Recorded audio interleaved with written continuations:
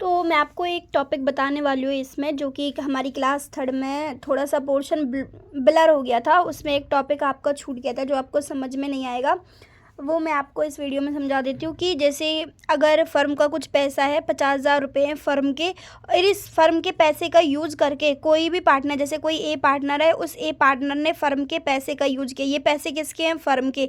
इस पैसे का यूज़ करके यदि पार्टनर कोई प्रॉफिट कमा लेता है, मान के चलो उसने 2,000 का प्रॉफिट कमा लिया, तो बताओ ये 2,000 के प्रॉफिट को पार्टनर अपने पास रखेगा या फ़र्म को ही देगा? तो आपको ध्यान रखना है, यदि कोई भी पार्टनर फ़र्म के पैसे का यूज़ करके प्रॉफिट कमाता है तो वो पूरा पैसा किसको जाएगा? फ़र्म को ही जाएगा। तो ए को कितने पैसे चुकाने पड़ेंगे? फ़र्म को 50,000 तो फ़र्म के है ही हैं, प्लस जो 2,000 प्रॉफिट के हुए हैं वो भी, टोटल 52,000 जो ए पार्टनर है वो फ़र्म को दे देगा।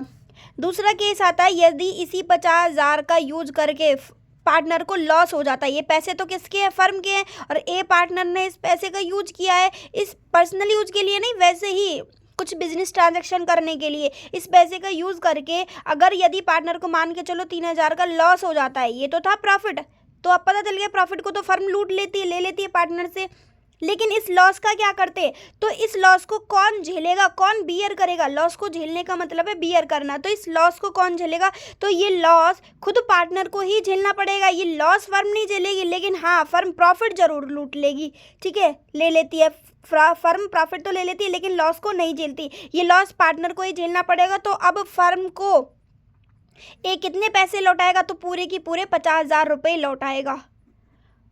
ओके, तो आपकी वीडियो थोड़ी सी ब्लर हो गई थी थर्ड क्लास वाली, तो आप ये टॉपिक यहाँ से समझ सकते हो।